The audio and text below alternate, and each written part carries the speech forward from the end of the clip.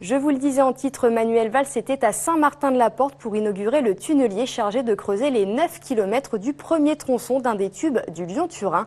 C'est la première fois que 2 tunneliers vont fonctionner en même temps côté français et italien. Plus de 40 médias étaient présents pour ce grand moment. Rendez-vous sur place avec Emmanuel Jaude et Olivia Boisson.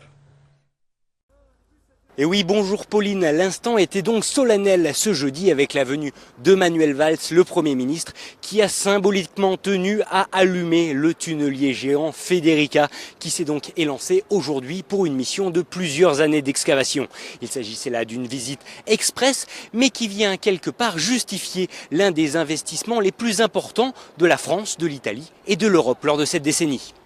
La France apportera pour sa part 2,2 milliards d'euros, soit 25%, comme l'Italie. C'est un engagement important.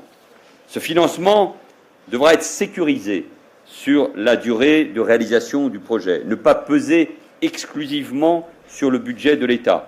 Oui, il s'agit d'un coût important, mais c'est surtout un investissement pour l'avenir. Et je crois que l'Europe a besoin de ces investissements d'avenir et la France a porté notamment le projet aujourd'hui mis en œuvre qui porte le nom du président de la Commission Juncker. Nous avons besoin de ces investissements dans le domaine de la transition écologique, dans le domaine du numérique, dans le domaine, bien sûr, des infrastructures. Il s'agissait donc d'une visite au pas de course pour le Premier ministre qui sera donc resté à peine 1h30 en vallée de Maurienne.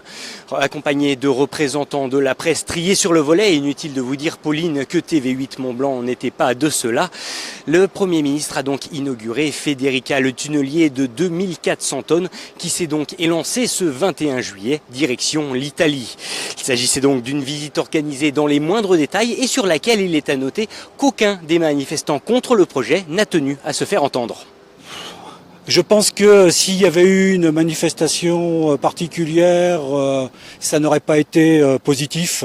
Donc on préfère se faire entendre par le biais des arguments de fond plutôt que par une manifestation stérile en quelque sorte.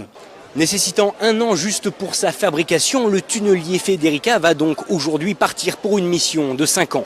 5 années durant lesquelles il devra excaver une galerie longue de 9 km sur le même tracé du tube transfrontalier. Il s'agit là également d'un test important en vue de l'excavation du tunnel du Mont-Cenis, long de 57 km et demi et dont les travaux devraient commencer d'ici l'horizon 2018.